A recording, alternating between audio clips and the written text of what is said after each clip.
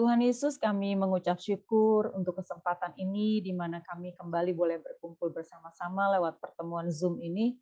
Tuhan mengurapi, biarlah pakai setiap jaringan yang kami pergunakan dengan baik, Tuhan, supaya semuanya boleh tersampaikan dengan baik juga, dan kami boleh belajar, Tuhan, sesuatu dari apa yang kami sharingkan malam hari ini. Setiap kami, Tuhan Yesus, biarlah juga mendapatkan pengetahuan itu sebagai kekuatan bagi kami untuk melepaskan diri dari hal-hal yang tidak berkenan daripadamu. Terima kasih Tuhan Yesus, malam ini kami mulai acara ini demi nama Yesus Kristus Tuhan kami. Haleluya. Amin. Oke. Bapak Ibu Saudara, saya akan share screen dulu nanti sampai kepada baris tertentu. Saya akan menutup dan mengisinya dengan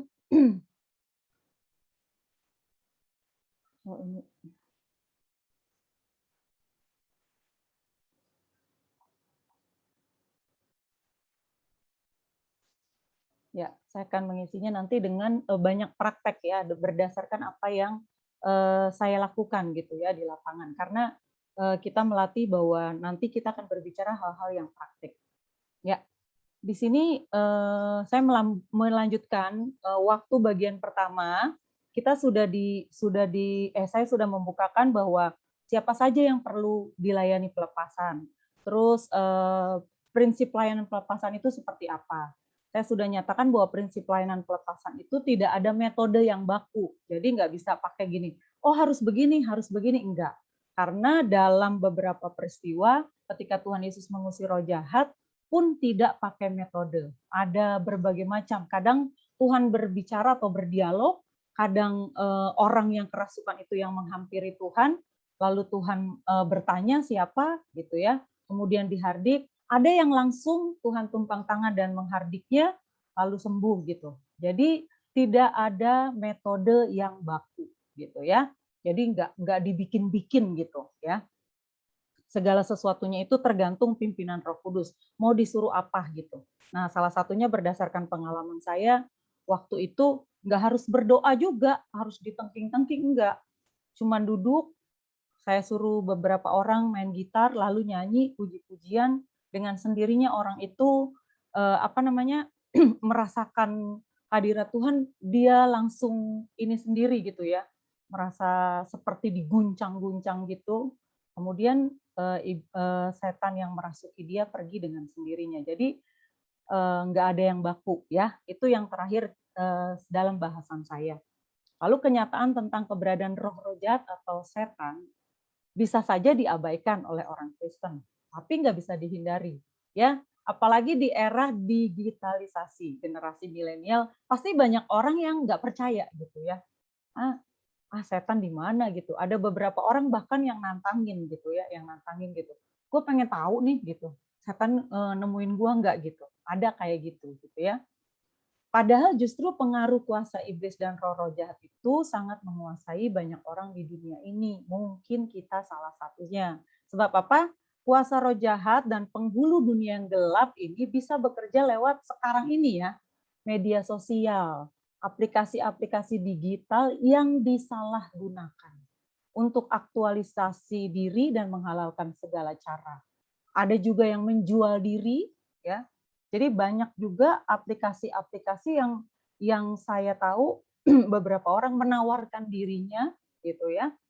Nah, membuat konten agar menjadi viral dengan cara-cara ekstrim, terus uji nyali di tempat-tempat angker gitu. Ya, saya lihat beberapa tuh ya di YouTube. Oh, tempat ini katanya ada ini, lalu pakai musik yang serem-serem kayak gitu-gitu. Nah, jadi seperti kuasa gelap dipertontonkan gitu ya. Kemudian sampai yaitu dibuat acara khusus supaya bisa melihat wujud setan dan makhluk-makhluk dari alam kegelapan. Oh, ini ada nih di sini, oh ini ada gitu. Seperti itu gitu. Nah, itu prakteknya sebenarnya itu juga yang membuat kita itu tertarik dengan hal-hal seperti itu. Nah, mengatakan bahwa roh-roh jahat itu tidak ada, tidak berarti menghalangi roh-roh jahat mengganggu orang Kristen, ya. kalau kita mengerti tentang keberadaan gaya gravitasi bumi, kita kan nggak bisa lihat tuh gaya gravitasi yang kayak gimana sih gitu. Seperti apa bentuknya gitu. Tapi kita ngerasa setiap benda yang kita lempar ke atas pasti jatuh ke bawah. Nah, itu ada gaya gravitasi bumi. Nah, kalau nggak ada gaya gravitasi bumi pun, kita akan melayang-layang gitu ya, nggak nginjek bumi gitu ya. Jadi, walaupun nggak bisa dipahami, tapi ada gitu. Tapi benar, kita jalanin gitu ya. Kepercayaan kepada tenaga, kekuatan supranatural atau dunia gaib dalam berbagai bentuk dan jenis telah membanjiri kebudayaan di seluruh dunia, bahkan di zaman modern ini. Nah, apalagi di saat-saat seperti ini nih, ketika orang mengalami krisis multidimensi, ekonomi, sosial budaya, moral, etika, dan perilaku, pokoknya banyak ya. Nah, justru hal-hal itu bisa suburkan aktivitas okultisme. Beberapa yang sekarang itu ya hipnoterapi, katanya sih dipergunakan untuk oh iya supaya orang supaya fobianya hilang gitu. Ada tujuan baik seperti itu sampai akhirnya orang ada bilang, oh iya ada magic ilmu hitam, ada magic ilmu putih kayak gitu. Tapi sebenarnya itu okultisme gitu ya, penujuman, menciptakan roh tokoh yang dikultuskan. Kita mengkultuskan siapa, pribadi siapa dengan karismanya. Makanya sekarang banyak tuh ya lahir ada yang menamakan dirinya Kanjeng Sultan, keturunan raja ini, wah pokoknya segala macam. Orang-orang juga makin percaya ramalan, ramalan bintang kah, ya. Ramal-ramal kan banyak tuh peramal-peramal sekarang bermunculan. Ngeramal si ini, ngeramal si ini, ngeramal si ini, tapi akhirnya mereka mati juga. Saya bingung juga kenapa mereka tidak bisa meramalkan kematian dirinya gitu ya. Seperti waktu itu siapa? Tokoh-tokoh peramal lah yang dikatakan orang, oh sering betul nih, sering betul kayak gitu ya. Kemudian kita beberapa orang mencari kekuatan batin, mencari bantuan arwah, ada juga guna-guna ya, pesugihan. Nah, itu tuh masih banyak ternyata di era milenial ini gitu ya. Nah, ketika kita mau melayani pelepasan ya, kita harus ngelihat dulu kasusnya. Ikatan-ikatan iblis itu nggak selalu berupa orang itu kesurupan, kemasukan roh jahat gitu ya. Tapi kadang-kadang pemicunya tuh lebih banyak keberadaan manusia itu sendiri, keadaan emosi dan mentalnya sebenarnya yang membuat iblis bisa merasuki dia. Karena kan kalau menurut Efesus 6 itu ya, ayat 10 dikatakan perjuangan kita bukan melawan darah dan daging kok, tapi melawan penguasa-penguasa, pemerintah-pemerintah, roh-roh jahat di udara gitu ya. Terus penghulu dunia yang gelap gitu. Jadi ada tingkatan-tingkatannya dan itu ada di sekitar kita gitu. Nah, ini saya mengambil satu contoh kasus. Saya masalah pertengkaran suami istri. Nah, ini sering hampir setiap pagi saya dengar berita tuh ada pasti gini. Katakanlah pasangan kita selingkuh dengan orang lain, terus kita pergokin. Nah, dalam hal ini kita akan menggunakan apa? Cara keras, sakit hati. Ada kan yang kemarin melabrak selingkuhannya, diviralkan, divideoin, teriak-teriak, mempermalukan. Atau bahkan ada yang sampai membunuh. Gitu. Ada yang nyewa pembunuh bayaran gitu ya. Ya, jadi kalau nggak suami bunuh istri, istri bunuh suami, anak-anak jadi korban, dan banyak lagi akibatnya yang sangat tragis. Itu pasti pekerjaan kuasa gelap, pasti pekerjaan roh jahat gitu. Kenapa hal itu bisa berlaku? Sebab mereka nggak bisa menguasai dirinya, emosinya mudah meledak. Itu pasti karena terisi dengan kuasa itu. Gitu. Jadi mau tidak mau kita harus mengakui bahwa ada roh yang lain selain Roh Kudus gitu ya dalam hidup kita. Kalau ada Roh Kudus seharusnya itu tidak dapat terjadi ya. Nah, emosi dan amarah yang berlebihan sampai membuat kita tidak dapat mengendalikan diri itu asalnya dari roh jahat. Itu sudah dimulai dari manusia ketiga waktu itu. Kejadian pasal 4 ayat 6 sampai 8. Lihat ya, firman Tuhan kepada Kain, "Mengapa hatimu panas dan mukamu muram?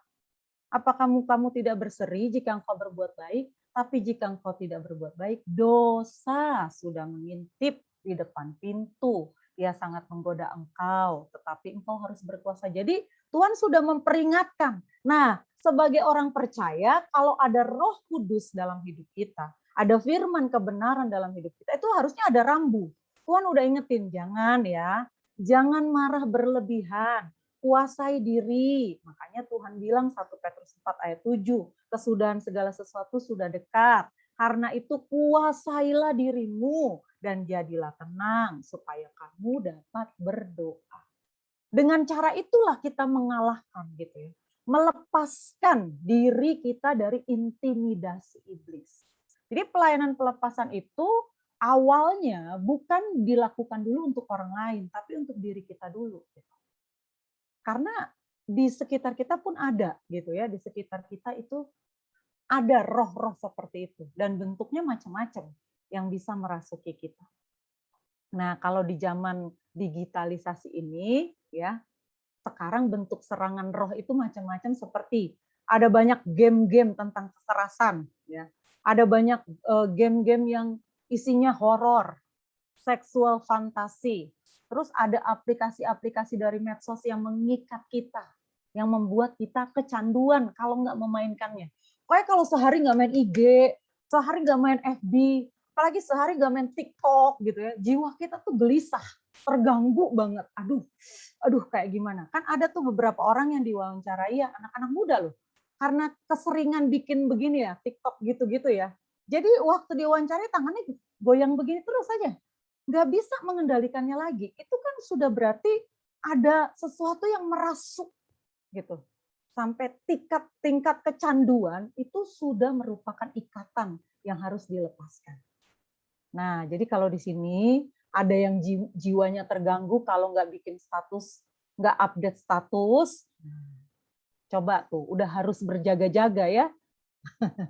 Pokoknya kalau sehari nggak ngupload foto, nggak ngupload status, kayaknya nggak enak nih gitu. Ada yang kalau kita tidak datang berdoa, tidak baca firman dalam sehari. Nah, kalau itu kan sama-sama roh ya. Kalau roh kegelapan, kalau penghulu dunia yang gelap, roh-roh jahat di udara bisa menarik kita supaya kecanduan kepada hal-hal yang tidak berkenan kepada Tuhan. Nah, kenapa roh Tuhan nggak bisa membuat kita kecanduan akan Tuhan? Nah, berarti memang firman dan Roh Kudus itu sangat diperlukan untuk kita bisa melepaskan diri dari ikatan-ikatan itu. Bukan cuma kita, ya. Nanti kalau kita mungkin dipercayakan pelayanan pelepasan, kita jadi tahu gitu ya. Ya, aplikasi-aplikasi medsos itu nggak salah pada awalnya. Karena banyak juga kan dipergunakan untuk hal-hal seperti ibadah, sharing firman Tuhan, konten-konten rohani gitu. Tapi kalau mau jujur ya, apa yang membuat kita terikat dengan aplikasi medsos itu? Kira-kira yang berhubungan dengan Tuhan atau yang berhubungan dengan gaya hidup duniawi? Atau yang berhubungan dengan hawa nafsu kedagingan? Cuman kita dengan Tuhan yang tahu itu ya. Ya, misalnya kita kecanduan apa? Semule gitu ya. Emang kita senang nyanyi gitu ya, senang nyanyi. Tapi kalau nggak main semule 1 hari, waduh kayaknya kita mabok gitu. Gelisah, nggak bisa ngerjain apa-apa. Nah, itu udah ikatan, ya. Kemudian ada lagi, banyaklah. Saya mengilustrasikannya dengan gambar ini. Coba bayangkan kalau pikiran kita hanya dipenuhi dengan aplikasi ini. Facebook, Google+, Twitter, YouTube, apalagi Pinterest, WhatsApp. Pokoknya semua ini yang lebih menarik hati kita dibanding kita bercakap-cakap dengan Tuhan. Kan saya nggak suruh saudara semua jadi, kita harus jadi hamba Tuhan semua gitu. Enggak ya. Tapi memang kita harus bergaul dengan Tuhan dalam setiap hari kehidupan kita supaya kita bisa menghadapi nih ya roh-roh jahat era milenial ya. Penghulu dunia di era milenial ini gitu. Nah, kan kita juga satu saat harus namanya orang Kristen suka dipandang orang kan gitu. Kamu kan orang Kristen, ayo dong doain nih. Ada yang kemasukan, ya. Ada yang apa namanya? Suara saya kedengaran kan ya? Kedengaran. Ada yang bilang nggak kedengaran soalnya. Nggak jelas. Oke. Ya. Jadi apa namanya, setiap kali kita bergumul dengan ini ya, setiap hari. Makanya kita memerlukan Roh Tuhan. Kita memerlukan firman Tuhan. Karena seperti saya sudah katakan di bagian yang pertama, iblis itu tahu firman. Jangan lupa, sebelum jadi iblis atau dia bolos, dia adalah Lucifer yang tinggal di dalam surga. Jadi dia tahu tata cara surga. Dia tahu aturan-aturan di kerajaan surga. Makanya kenapa ketika Tuhan datang, orang yang kerasukan roh jahat di Gerasa itu langsung menghampiri dia. Apa urusanmu dengan aku, anak Allah yang maha tinggi? Waktumu belum tiba. Dia tahu dia akan dihukum, tapi bukan sekarang saatnya. Artinya, iblis itu masih punya kesempatan untuk menarik sebanyak-banyaknya orang, sebanyak-banyaknya manusia. Sementara Tuhan Yesus turun ke dunia supaya manusia tidak binasa, jangan sampai direbut oleh kuasa gelap. Jadi benar-benar ada peperangan. Jadi hidup kita itu peperangan rohani. Nah, waktu kita melakukan pelayanan pelepasan, itu juga peperangan rohani. Oke, selanjutnya. Ya, ini ayatnya. Kita lihat di sini. Harus pakai selengkap senjata Allah. Saya pakai bahasa Inggris karena lebih apa ya? Mungkin lebih dapat artinya ya. Ikat pinggang kebenaran, belt of truth gitu ya. Kemudian ada baju zirah keadilan, breastplate of righteousness. Di sini dia bilangnya kalau keadilan itu kan sebenarnya apa ya? Bukan righteousness ya, tapi ini dia pakai kalimat itu, ya. Kebenaran juga sebenarnya. Kemudian helm of salvation, sword of the spirit, shield of faith, ya. Kemudian shoes of peace. Jadi ada damai sejahtera, ada kebenaran. Kebenaran ini ada dua, ya. Kemudian keselamatan, kemudian iman, kemudian sword of the spirit. Nah, semua senjata ini rata-rata untuk bertahan. Satu-satunya yang menyerang adalah sword of spirit. Ini semua kembali sebenarnya ke firman Tuhan lagi. Firman Tuhan, semua ke firman Tuhan. Joy helmet of salvation ini bicara pengorbanan Kristus di kayu salib. Jadi ini bicara tentang darah Kristus yang melindungi. Awal-awalnya adalah bagian dari kita, ketopong keselamatan. Jadi yang dilindungi pikiran, telinga, ya. Ini sebenarnya harusnya ketutup sampai ke sini. Jadi menutup mata, menutup mulut kita gitu. Nah, itu menjaga semua yang diberikan oleh Tuhan lewat pengorbanannya itu menebus semua yang ada di sini, di atas yang paling pertama gitu ya. Kemudian baru ada ikat pinggang kebenaran, dan ini sebenarnya baju zirah kebenaran kalau righteousness ya. Gitu. Jadi kebenaran lagi, firman Tuhan lagi gitu. Jelas sangat ditekankan untuk itu. Nanti saya bahas selanjutnya, kita cukup lihat dulu ya. Nah, kalau diurai gitu, di situ dikatakan berdirilah tegap. Ketika kita melayani pelepasan, kita harus sudah menjadi seorang yang terlatih. Ya, awal-awalnya dulu saya sebenarnya bukan melayani pelepasan khusus gitu ya. Tapi karena saya terlatih, waktu itu saya pernah pelayanan dengan salah seorang pendeta yang mantan dukun gitu. Mantan dukun, dia banyak melepaskan orang-orang gitu ya. Selama pengalaman di situ saya mengalami pengalaman yang namanya membaptis 3.000 jiwa, benar ya. Dan itu bukan orang Kristen, rata-rata itu dari orang Buddha gitu. Dan mereka dilepaskan karena saya bikin daftarnya itu ya. Gitu. Orang-orang itu, dan kita melayani hal itu. Waktu itu satu tim kita ada 12 orang gitu. Nah, dari situlah pertama sih saya cuma ngeliatin doang, takut gitu ya. Wih, kok ada gini ya, ada manifestasi ini, ada manifestasi ini. Dan itu benar gitu loh, bahwa ketika dia dulunya menyembah siapa gitu ya, menyembah siapa. Bahkan dalam sebuah retret ada anak yang berlatih ilmu kebal ya, ke gunung gitu bertapa. Dia katanya disuruh makan apa gitu. Nah, waktu dilayani pelepasan itu dia memang emang ada ya, orang yang dilayani pelepasan sampai muntah-muntah itu ada. Tapi bukan berarti setiap kali pelepasan harus muntah gitu, bukan ya. Makanya tadi saya bilang, pelayanan pelepasan tidak ada metode baku. Jangan dijadikan metode begitu lagi enggak gitu ya. Nah, Anak ini waktu dia memuntahkan itu keluar paku ya, kemudian ada rambut-rambut, kemudian ada apa lagi ya, pokoknya benda-benda tajam gitu seperti silet, itu kan nggak masuk akal gitu. Tapi memang benar ketika dia dilepas karena dia banyak sekali berlatih ilmu kebal. Dia tuh nggak mempan ditusuk gitu ya kayak gitu. Nah, itu ada, kejadian seperti itu ada, tapi bukan berarti yang namanya kerasukan setan akan seperti itu semua, enggak, gitu. Pokoknya di dalam firman Tuhan tuh sudah ada contohnya. Kasusnya beda-beda setiap orang gitu. Nah, sebagai pelayan pelepasan kita sudah harus terlatih, ya kan? Kalau namanya prajurit, prajurit itu nggak ada menye-menye. Apa itu ya bahasanya menye-menye? Gitu ya. Lemah, bukan lemah lembut gitu ya. Apa tuh? Eh, kita kita merasa gimana gitu ya ketika dalam kondisi yang tidak siap gitu ya, tidak siap melayani gitu, itu bisa jadi seperti anak-anak Imam Skewa nanti, masuk ke kita, ke keluarga kita gitu ya. Yang paling pertama, peperangan yang harus kita menangkan adalah mengalahkan dosa dan hawa nafsu kedagingan dalam hidup kita. Sesuai dengan Roma 8 ayat 1 sampai 3 gitu ya. Kita nggak ada lagi di bawah penghukuman. Kita udah tahu nih bahwa kita sudah dibebaskan oleh Kristus dari hukum dosa, dari hukum maut. Ya, maut itu kerajaan maut kan dikuasai oleh roh kegelapan gitu. Ya, kita juga sudah menang terhadap keinginan daging. Nah, kalau kita sendiri masih diikat oleh dosa, pasti nggak bisa. Itu tandanya. Gitu. Saya ingat waktu itu Pak Gembala senior kita juga pernah berkata, tandanya orang ketika mengusir setan, menghadapi setan, kalau dia takut sama setan, itu ketahuan bahwa hidupnya belum beres gitu. Kan banyak dari kita masih takut setan, benar nggak?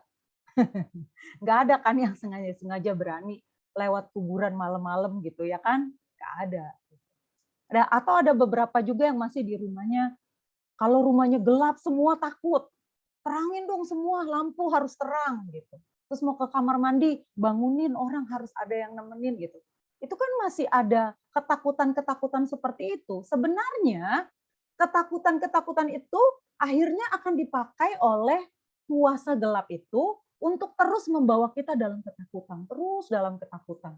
Akhirnya tuh nanti akan menciptakan halusinasi, terus kita seperti mendengar suara, terus kita seperti melihat sesuatu, nah kayak gitu. Walaupun ada. Karena saya mengalami sendiri. Saya bisa melihat wujudnya, itu makhluk-makhluk itu saya bisa melihat wujudnya. Saya nggak tahu ya itu apakah termasuk karunia atau apa saya nggak ngerti. Tapi sejak saya latihan pelayanan pelepasan itu, akhirnya saya bisa tahu gitu ketika saya masuk ke satu tempat, saya bisa lihat tuh ada apa aja di situ. Pernah satu waktu di persekutuan doa yang saya layani beli ruko. Ruko itu sudah 11 tahun kosong kalau saya tidak salah katanya. Terus akhirnya dijadiin terus kita doakan gitu. Doakan waktu itu doa semalam-malam kita adakan yang saat pertama itu doa semalam. Itu benar-benar tuh seperti ditunjukkan ada 11 kuasa roh jahat di situ. Macam-macam bentuknya. Dan semua saya lihat, tapi yang bisa melihat cuma saya doang masalahnya. Gitu. Jadi akhirnya dari situ saya mulai terlatih. Ya mungkin karena saya tidak takut, jadi ya Tuhan kasih juga gitu ya. Jadi saya bisa, cuman ya itu tadi, kita harus dipersiapkan, benar-benar mempersiapkan diri. Soalnya kalau enggak, ya di Efesus tadi dibilang, kamu berdiri tegap itu, lalu pakai senjata Allah, supaya kamu bisa melawan tipu muslihat. Jadi iblis itu bekerjanya lewat tipu muslihat, yaitu tadi menakut-nakuti, mengata-ngatai, membuat kita berhalusinasi, memprovokasi. Nah itu tipu muslihat. Nah akhirnya membuat kita tuh jadi gimana sih roh kita kayak mau memberontak, makanya kayak orang kesurupan gitu, kejang-kejang, wah kayak gimana gitu, dan nggak sadar lagi. Nah itu awalnya kenapa seseorang bisa dirasuki. Jadi makanya ketika melayani pelepasan harus ditanya dulu, nggak bisa langsung sekali, ya udah selesai gitu, enggak. Biasanya tuh akan terus dilakukan. Waktu itu saya juga pernah melayani satu orang yang udah nggak sadar, udah nggak bisa bangun dari udah 1 bulan katanya terbaring. Jadi kuasa gelap itu kan bisa bikin lumpuh, bisa bikin bisu, tuli, bisa bikin epilepsi seperti epilepsi ya, kejang-kejang. Nah, ini umur berapa ya dia? 24 tahun. Awalnya ya, jadi dia tiba-tiba tuh nggak bisa bangun, terus nggak bisa ngomong juga, ngomongnya cuma oh gitu-gitu. Mau minum, mau makan begitu. Benar-benar itu saya melihat, dan waktu kita berdoa, dia tuh seperti mau menerkam. Makanya kalau pelayanan pelepasan dianjurkan tidak tutup mata. Ya, karena kita akan melihat biasanya beberapa dari mereka suka bermanifestasi yang ya kayak gitu. Itu saya dicakar-cakar begitu. Benar-benar tangan tangan saya tuh dicakar begitu. Tapi ya saya pegang aja kepalanya. Dan saya katakan memang dalam nama Yesus gitu kan. Terus dia sempat tidur gitu, lalu saya cuma ngomong sama orang tuanya, setiap malam bacakan firman Allah ini. Gitu. Jadi dia baca mulai bagian-bagian ini. Saya kasih tahu tuh malam ini. Dan benar ternyata ya itulah kekuatan Tuhan ya, kekuatan firman Tuhan. Seminggu kemudian dia tiba-tiba bangkit, minta mandi, lalu minta makan. Gitu. Jadi tidak ada saya di situ, tapi firman Allah ada di situ, dibacakan setiap malam oleh kedua orang tuanya. Dan itu bekerja.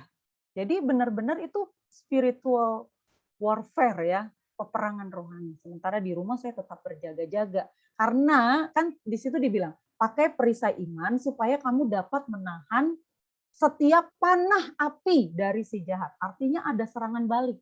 Kalau kita melakukan pelayanan pelepasan, biasanya ada serangan balik. Kalau nggak kena kita sendiri, kalau nggak siap ya, kalau nggak kena kita sendiri, keluarga kita bisa tiba-tiba berantem lah, bisa tiba-tiba kita darting gitu ya, kayak gitu. Kalau nggak berjaga-jaga, makanya kenapa senjata Allah itu benar-benar mesti dipergunakan. Bicara senjata Allah ini spiritual weapon ya, benar-benar senjata di dalam roh, bukan dalam artian kita beli baju zirah, beli perisai, beli pedang, bukan ya. Benar-benar itu memperlengkapi diri kita. Pada akhirnya sebenarnya hanya Roh Kudus dan firman Tuhan. Itu sudah yang paling penting. Dan keselamatan itu yang ditandai dengan kuasa darah Yesus. Karena dibilang kan cuman kuasa darah Yesus yang mengalahkan maut, itu darah Yesus. Gitu. Jadi setan itu sudah dikalahkan ketika Tuhan berkata, sudah selesai di kayu salib sebenarnya. Sengat maut sudah dipatahkan. Tapi kenapa ketika kita, orang-orang percaya masih bisa kena, ya karena itu tadi. Gitu. Kita tidak menjaganya. Gitu. Karena kita membiarkan Roh Kudus itu ya udah keluar masuk aja dalam diri kita, nggak mau kita dipimpin oleh Roh Kudus gitu, lebih mengikuti hawa nafsu kedagingan, ya udah kita akhirnya terseret tuh. Makanya saya bilang di era milenial ini lebih banyak kuasa roh-roh kegelapan itu bekerja lewat media-media yang ada di sekitar kita. Dan benar juga kalau ada orang yang begitu terobsesi sama satu boneka, biasanya di boneka itu ada roh itu. Nah, itu pernah waktu saya membeli lukisan di Jogja. Ternyata memang ada diisi oleh pelukisnya gitu. Mungkin maksudnya dia sih supaya laku gitu ya, supaya laku. Tapi ketika ada di tengah-tengah orang percaya mungkin bukan mungkin ya, dia merasakan tidak enak atau tidak nyaman gitu yang akhirnya melawan kita. Ya, terganggu, kita akan terganggu. Kalau kita tidak merasa terganggu dengan kuasa kegelapan, ya berarti kita bagian dari dia gitu ya. Jadi seringkali nih, kalau kita sendiri masih diikat dengan dosa, kita tidak dapat berdiri tegak. Sebab apa? Kita masih memberikan iblis sebuah tempat berpijak dalam hidup kita. Nah, contohnya kita masih mengingat kesalahan orang lain, sulit mengampuni, ya. Kita masih mendikte kegagalan-kegagalan mereka. Oh, lu kan dulu begini, lu kan dulu begini. Nah, itu tuh pekerjaan roh jahat gitu. Kita masih masuk dalam lingkaran setel gosip-gosipan gitu ya. Kemudian menumpuk kebencian. Kedengarannya natural, bukan ini mah bukan dari setan dong, bukan tahyul. Itu mah bener. Loh, itu adalah kekuatan spiritual dari si jahat yang berusaha mengisolasi kita, berusaha mendakwa kita gitu ya, menjatuhkan kita gitu. kehilangan damai sejahtera dan kasih. Nah, kalau kita berdiri bersama Tuhan, baru kita siap mengadakan perlawanan dan memenangkan pertempuran ini. Jadi kalau Bapak Ibu Saudara nih ya pastinya kalau kita orang Kristen pasti akan ada tantangan gini. Nanti jangan gini, maksudnya misalnya satu saat Ibu Fei, tolong dong gitu. Ini ada yang kerasukan nih gitu. Terus udah, oh jangan saya gitu, Ibu Mes aja dipanggil, jangan begitu gitu ya. Kita ini sama semua anak Tuhan gitu ya, diberi kuasa mengusir setan-setan gitu. Ya, ini mah urusannya Bu Mes, ke saya bukan spesialisasi untuk itu, bukan gitu. Cuman memang saya bisa tahu gitu ya, bisa tahu. Tapi kalau misalnya di satu keadaan kita ada di satu tempat kan nggak harus selalu oh harus manggil saya. Nah, setiap kita bisa jadi pelayan pelepasan. Cuman syaratnya itu tadi, kita juga harus membereskan dulu diri kita sendiri supaya kita bisa berdiri tegap melawan roh-roh kegelapan itu dan melepaskan orang-orang dari hal-hal itu. Sekali lagi ya, ketika orang dibilang harus dilepaskan, pelayanan pelepasan itu bukan hanya ketika dia kerasukan, bukan hanya enggak, tapi ketika dia memendam kebencian, punya akar kepahitan, depresi, putus asa, nah itu orang-orang itu perlu ditolong. Lalu ada orang-orang yang terikat dengan ya itu tadi seperti saya bilang game, medsos dan sebagainya itu juga harus dilepaskan. Ya. Nah, ini selanjutnya kita bisa bilang itulah perjuangan kita ya. Yesus telah nah apabila kita mengakui dosa, jadi kita pun kalau ada dosa jangan disembunyikan, bereskan di hadapan Tuhan. Nah, ini saya memberikan satu contoh kasus. Saya baca ini berita 2018. Jadi melalui WhatsApp aja, ya. Saya nggak tahu tuh pada akhirnya bagaimana. Cuman dibilang di sebuah kota bernama Parajito, Kolombia Utara, muncul sebuah isu yang menyatakan ada roh jahat yang menyebar pesan lewat WhatsApp. Saya bingung, waduh ini setan canggih juga ya. Mama saya aja nggak bisa pakai WhatsApp, tapi kalau setan bisa pakai WhatsApp ini, ya dia menyebarkan pesan. Jadi pesannya itu untuk mereka dipimpin untuk pergi ke jembatan, terus melompat gitu. Ya, kemudian ada yang tiba-tiba kejang, ada yang tiba-tiba pingsan lalu mengeluarkan suara-suara. Nah, itu menurut isunya disebarkan melalui WhatsApp gitu. Dan ini kejadian nyata ya. Nah, sampai wali kotanya itu akhirnya memberlakukan jam malam. Setiap anak-anak yang dapat pesan WhatsApp itu harus didampingi orang tua.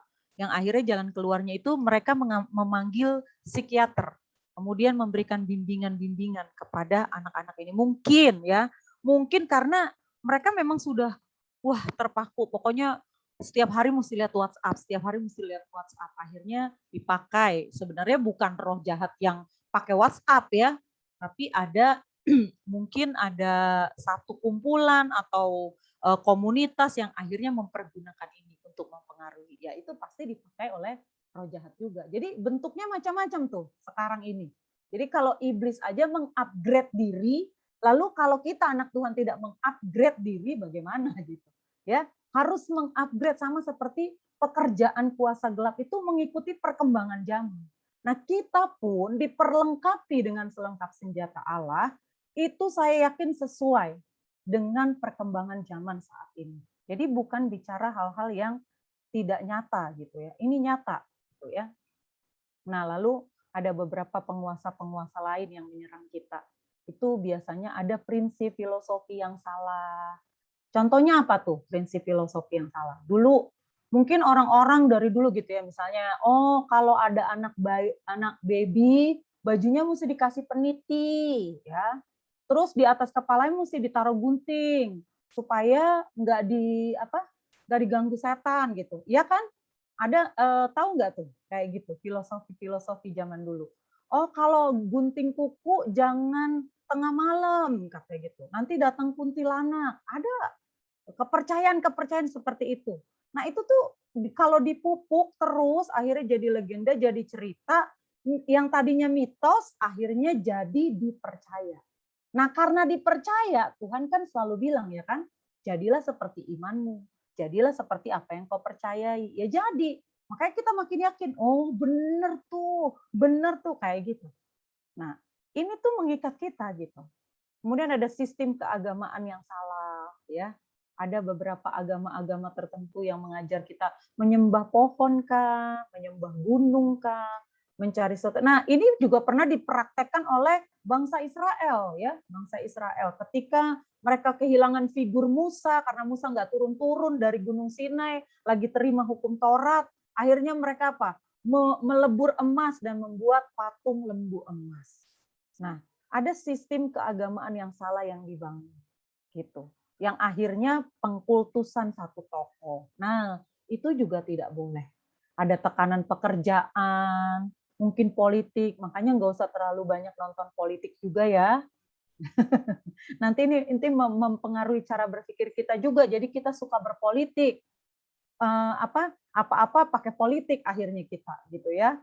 Kemudian tekanan ekonomi, kemudian takut masa depan, tuntutan hidup, masyarakat, tradisi. Nah, tradisi ini banyak ini, ya. Dikatakan di Kolose 2 ayat 8, hati-hatilah supaya jangan ada yang menawan kamu dengan filsafatnya yang kosong dan palsu, menurut ajaran turun-temurun dan roh-roh dunia. Ini yang dibilang penghulu dunia yang gelap. Roh-roh dunia, tetapi tidak menurut Kristus. Jadi ada roh-roh dunia itu ada. Tradisi nih misalnya, ada orang tradisinya gini, oh kalau lagi hamil nggak boleh ke rumah duka, nanti bayinya diambil sama yang mati. Loh, pemilik hidup kita itu Tuhan, yang bisa mengambil nyawa kita itu cuma Tuhan.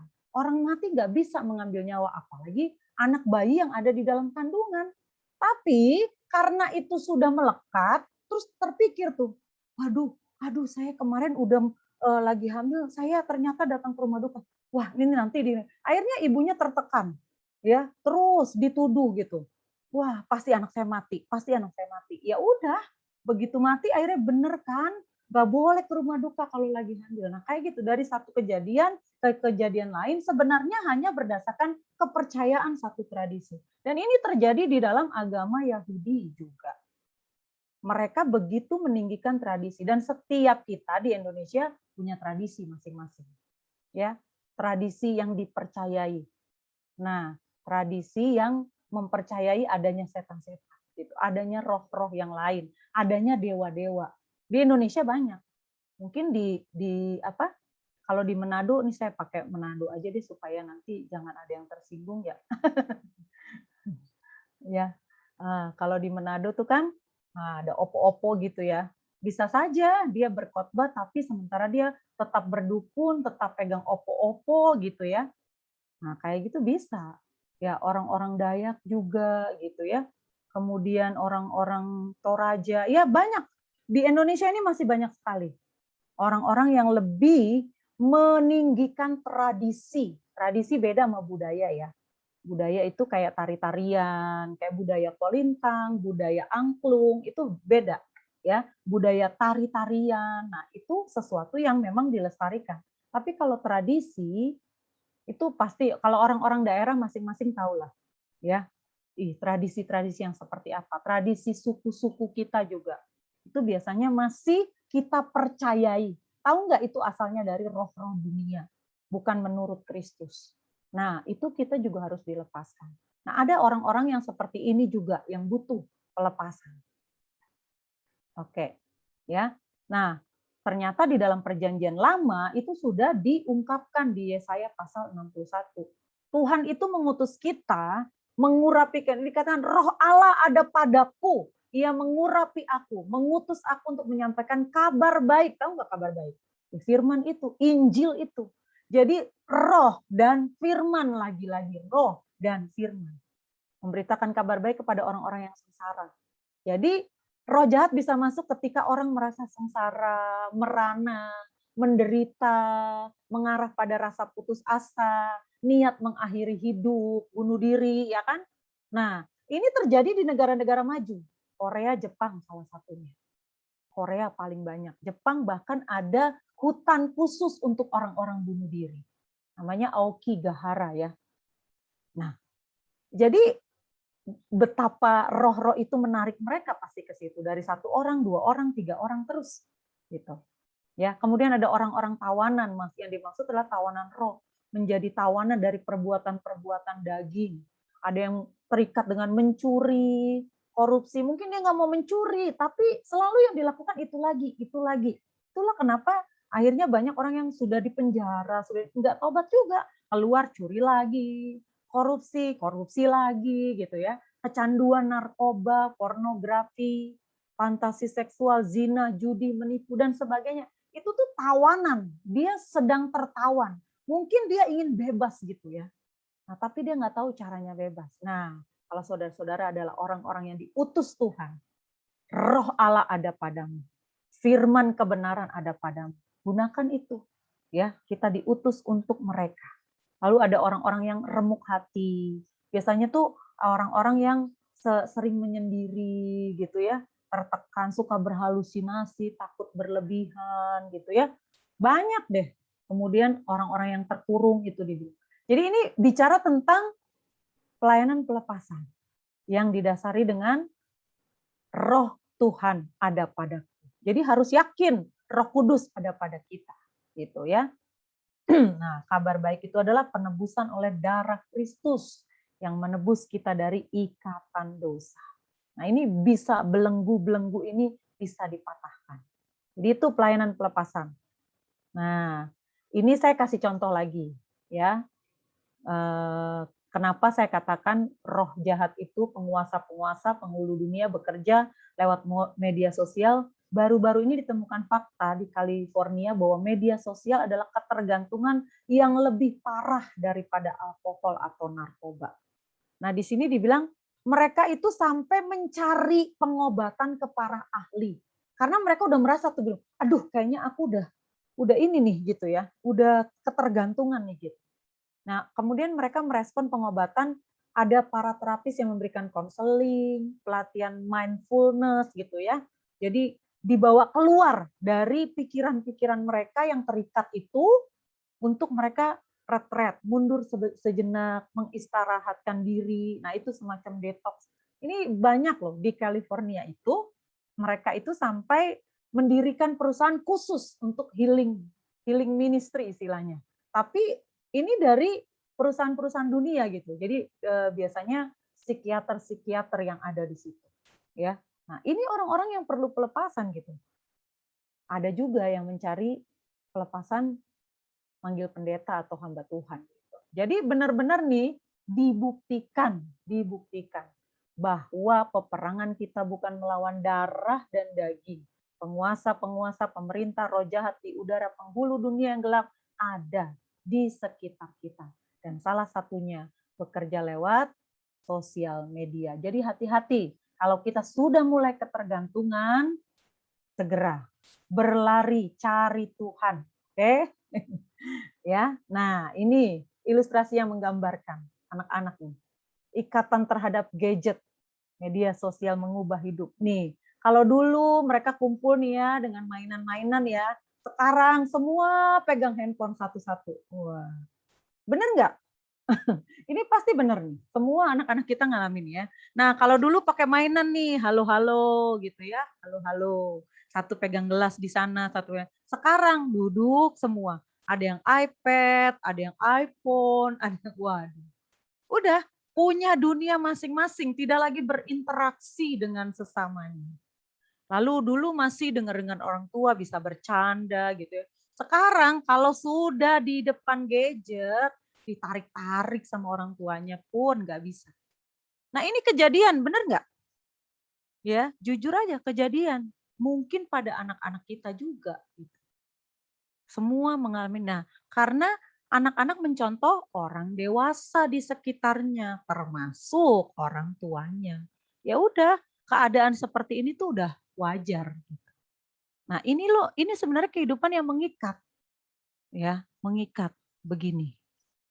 Nah, jadi anak-anak ternyata juga perlu pelepasan nih, ya. Nah, itulah betapa pentingnya guru-guru sekolah minggu diperlengkapi ya. Ya, mereka yang akan membawa, menarik mindfulness mereka itu bukan lagi hanya terfokus pada hal-hal yang ada di gadget mereka. Firman Tuhan harus lebih menarik ya. kehidupan pertumbuhan rohani harus lebih menarik gitu. Jadi kita berlomba. Nah, jadi pelayanan pelepasan juga nggak selalu harus kita datengin tangking, bukan gitu. Ya, itu salah satunya. Kita melayani mereka secara pribadi dengan pimpinan Roh Tuhan, dengan walaupun nggak kelihatan seperti orang kerasukan kan, tapi mereka perlu pelepasan. Gitu. Ya. Tunggu, saya lihat dulu jamnya. Nanti udah keterusan lagi. Oh, udah mau jam 9. Oke, kita berhenti sampai di sini aja deh. Ini apa ini namanya? Stop share. Oke. Ya, jadi begitu ya. Jadi untuk pelayanan pelepasan perlu apa? Yang paling penting di antara semuanya itu selengkap senjata Allah banyak ya di situ ya. Tapi senjata yang menghunus itu pedang roh. Lalu harus ada roh Allah dalam hidup kita. Karena Tuhan bilang roh yang ada padamu jauh lebih besar dari roh manapun yang ada di dunia ini. Jadi mau dia penguasa di udara, pemerintah di udara, roh jahat di udara, penghulu dunia, semua ada di bawah kuasa Roh Kudus. Takluk pasti. Gitu. Ya, oke. Itu dulu untuk pelayanan pelepasan. Ya, kalau saya mau cerita secara praktikal ya, yang seperti satu bagian tadi udah saya ceritakan gitu. Ya, mungkin yang saya ceritakan lagi satu kasus ketika ada kan orang-orang nggak percaya gitu, nggak ada lah, nggak ada roh jahat gitu ya. Tapi satu waktu saya pernah melayani satu keluarga berdoa di kantornya gitu ya. Ketika kita sudah nyanyi, berdoa, enggak, orang itu enggak kerasukan, enggak gitu. Tapi memang ada roh yang istilahnya dikirim, entah melalui dukun, entah melalui makanan, entah melalui apa. Nah, waktu berdoa itu saya bilang gitu, ada sesuatu yang ditanam di bawah gedung ini. Ya itu pun karena Roh Kudus yang menyatakan. Jadi kalau enggak juga saya enggak akan ngomong gitu ya. Jadi saya juga bukan dukun ya, Bapak Ibu ya, bukan dukun. Jadi ketika itu Roh Kudus memang menyatakan ada sesuatu yang ditanam, saya bilang posisinya di sudut, ada dibungkus kain putih begitu. Dan saya nggak tahu, itu saya nggak tahu. Cuman ketika selesai berdoa saya bilang begitu. Lalu ketika selesai berdoa juga saya mulai mengurapi tempat itu, gitu. Keesokan harinya tanpa diduga, nggak ada angin, nggak ada hujan, tiba-tiba plafon di tempat di mana kemarin saya berdoa dan mengurapi itu roboh. Langsung roboh. Terus orangnya telepon ke saya, "Waduh, Kak, ini setannya marah," gitu kata. Ya udahlah gitu ya. Saya bilang, "Ya udah, berarti memang ada sesuatu di tempat itu," dan kemudian benar ternyata supirnya juga menemukan tempat di mana kok hilang? Kok hilang? Kok hilang sih? Masih kelihatan kok Tante Mes. Kenapa aku nggak ngelihat? Tunggu. Cin, ini apa yang terjadi nih? Oh, sorry. Salah mencet. Iya. Ya, jadi kemudian supirnya juga menemukan akhirnya ternyata memang ada yang dibungkus dengan kain itu ada tulang-tulang, ada apa gitu ya. Ya, akhirnya mulai dari saat itu tidak ada lagi gangguan. Jadi hal-hal seperti itu akan kita temukan gitu ya.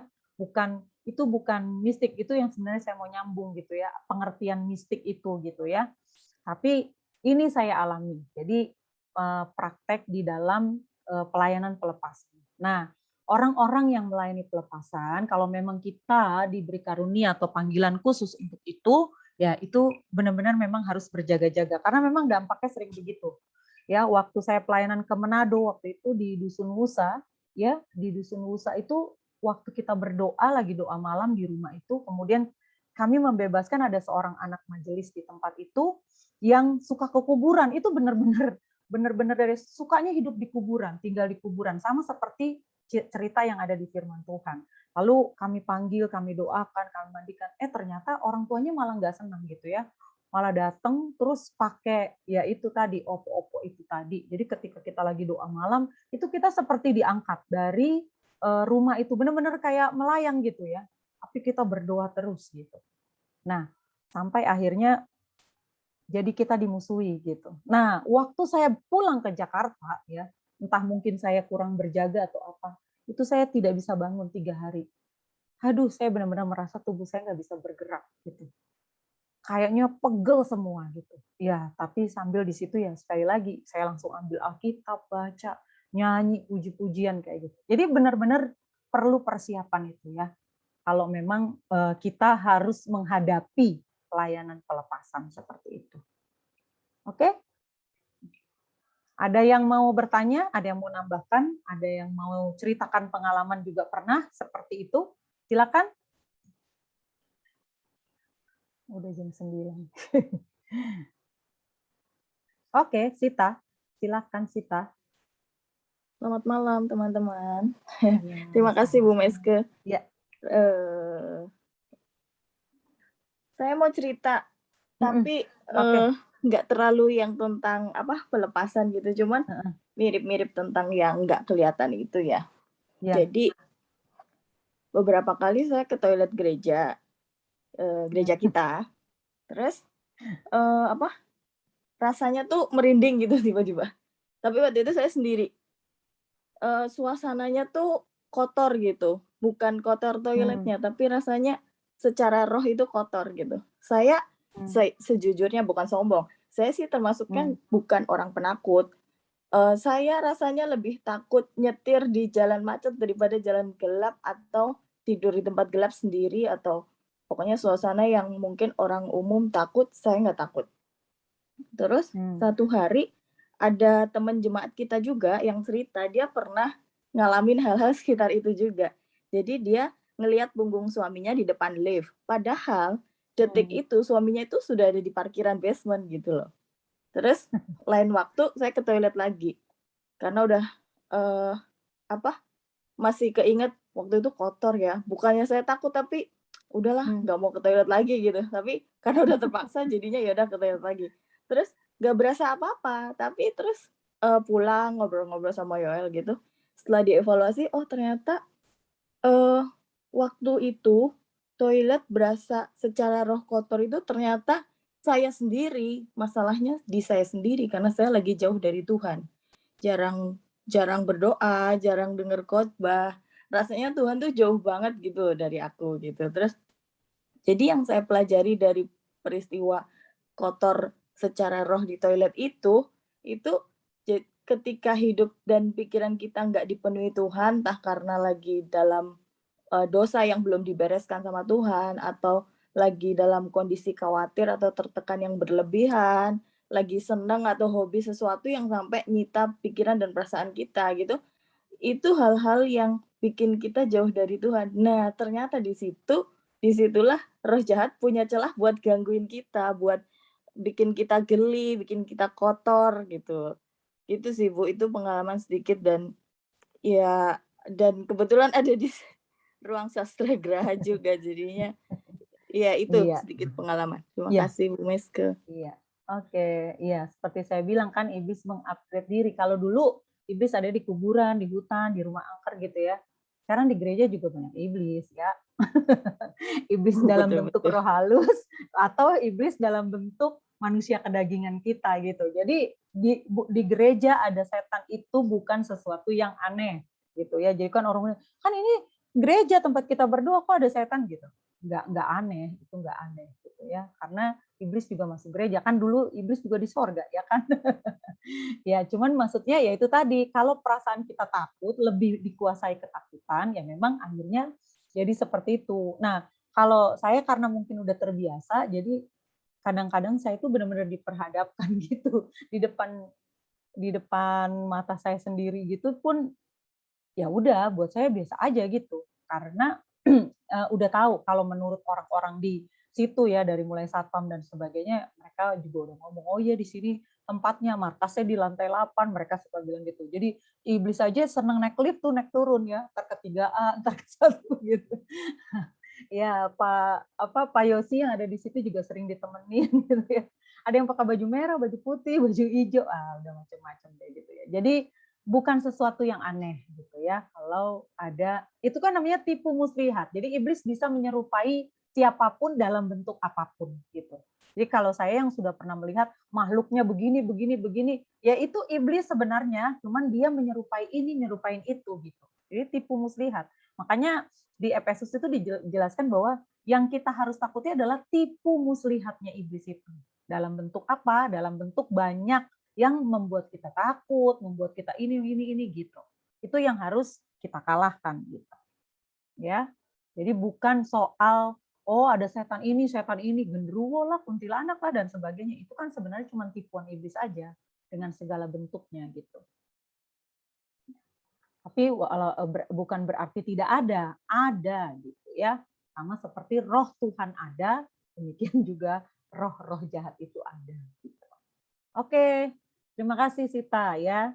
Ya, jadi yang penting apa? Hati kita ya, hidup kita itu dulu harus dibereskan ya. Oke, yang lain? Satu lagi.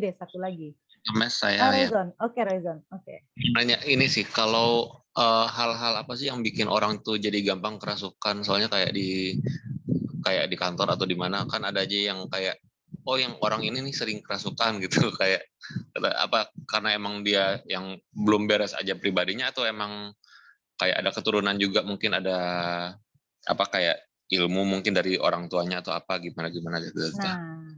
Nah itu yang mesti kita tanyain gitu ya. Ada kan tadi saya udah bilang ya, ada dari rasanya yang mungkin dia masih memendam, ya sakit hati apa gitu ya, yang membuat dia frustasi, membuat dia mengisolasi diri gitu ya, kayak gitu. Yang akhirnya iblis selalu memprovokasi masuk gitu dalam bentuk tipu muslihat yang sepertinya dia tuh kayaknya kesurupan lagi gitu. Atau gitu kan orang tuanya kita nggak tahu latar belakang budayanya, tradisinya. Kalau suku-suku tertentu ada yang pernah dipersembahkan kepada dewanya, kayak gitu ya. Dari keturunan ada yang pernah dikasih, mungkin ayahnya dulu percaya aliran animisme, dinamisme, dan sebagainya. Nah mungkin dia ngasih supaya anaknya selamat, supaya anaknya sukses, kayak gitu. Kan nggak tahu gitu. Jadi makanya kenapa kalau pelayanan pelepasan itu kita mesti berbicara sama orang itu gitu. Kayak misalnya kenapa sih dia kerasukan terus? Kita nggak bisa langsung serta merta gitu langsung. Udah ayo sini deh, gua hadapin dah gitu. Nggak gitu ya kan. Soalnya bentuknya sekarang sudah bukan maksudnya benar-benar setan yang diusir gitu ya. Bisa saja dari hatinya dia kan gitu. Dia punya masalah yang tidak pernah selesai gitu, yang akhirnya terus begitu. Dia sebenarnya mencoba lari dari kenyataan gitu kan. Nah itu dipakai, ditumpangi oleh roh-roh yang ada di sekitarnya. Kayak gitu Zon. Jadi memang mesti ditanya dulu nih dia latar belakangnya apa gitu. Karena banyak memang yang begitu, akhirnya masuk lagi gitu. Oke, ya thank you Tante. Iya, jadi pelayanan pelepasan itu bukan hanya butuh dari kita, tapi orang yang mau dilepaskan juga harus bekerja sama gitu ya. Saya lihat Nevi angkat tangan ya. Oke, Nev. Ada yang mau ditanyain, Nev? Ya, sorry nggak buka video nih ya. Ya, oke. Mau tanya nih, kalau misalnya tim pelayanan pelepasan itu perlu tim khusus nggak ya untuk ada tim pendoanya gitu? Atau bisa sendirian kita jalan untuk pelayanan pelepasan atau memang ada tim khusus yang bisa membentengi lah istilahnya kalau ada pas ada pelayanan keluar untuk ada pelayanan gitu. Itu aja sih. Ya. Lebih baik sih memang satu tim ya gitu, jangan sendiri gitu.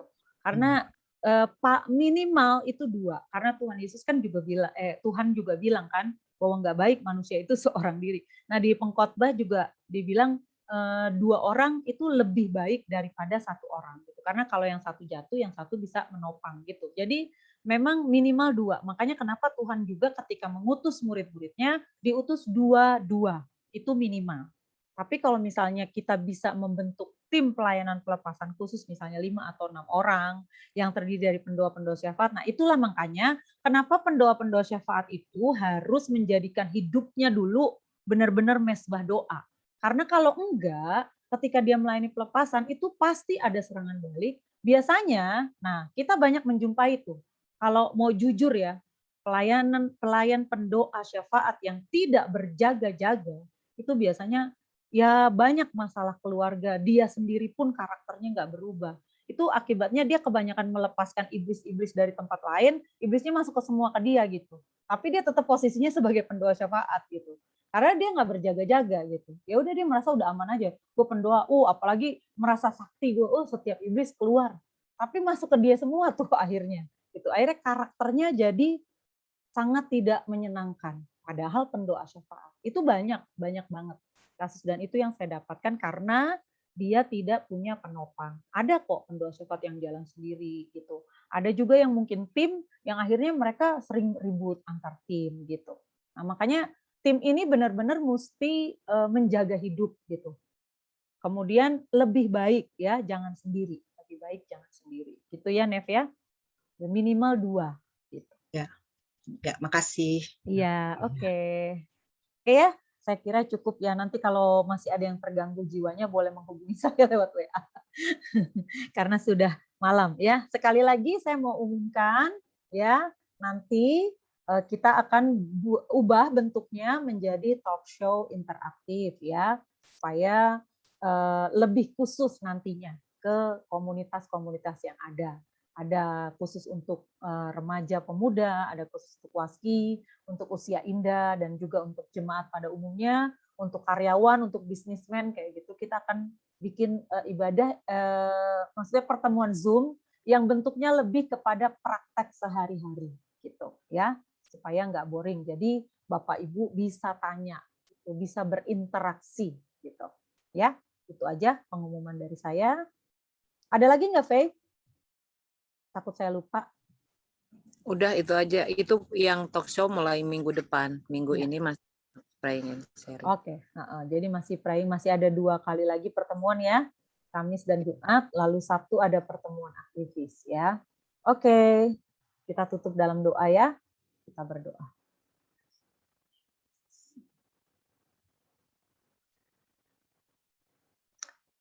Segala pujian, hormat, kemuliaan kami persembahkan bagi-Mu Tuhan malam hari ini, setiap kami yang sudah mendengar Tuhan tentang ikatan-ikatan yang mengikat kami. Seringkali juga ada di antara kami. Tuhan tolong perlengkapi kami. Terus kiranya Roh Kudus tinggal di dalam kehidupan kami. Dan kami benar-benar menjaga kehidupan kami, supaya hidup kami ini benar-benar menjadi bait Roh Kudus, di mana Roh Kudus tidak pernah keluar dari kehidupan kami. Sebab itu kami harus membiarkan hidup kami dipimpin oleh Roh, dan firman kebenaran itu menjadi pelita yang menerangi jalan kami, dan juga Tuhan menuntun setiap langkah hidup kami. Tuhan tolong setiap kami yang sudah mendengar, Tuhan tutup bungkus kami semua dengan kuasa darah-Mu.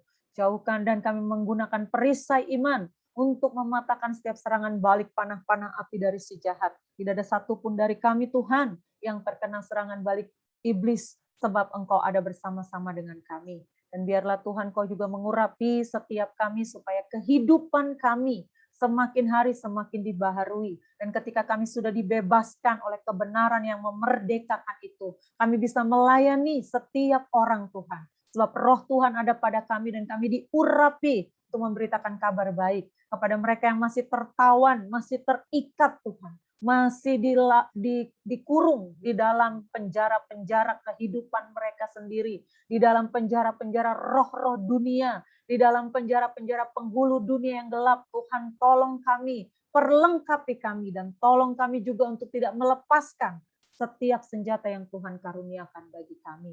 Dan biar setiap kami menjadi prajurit-prajurit Tuhan yang berdiri tegap melawan tipu muslihat iblis Tuhan di dalam kehidupan kami.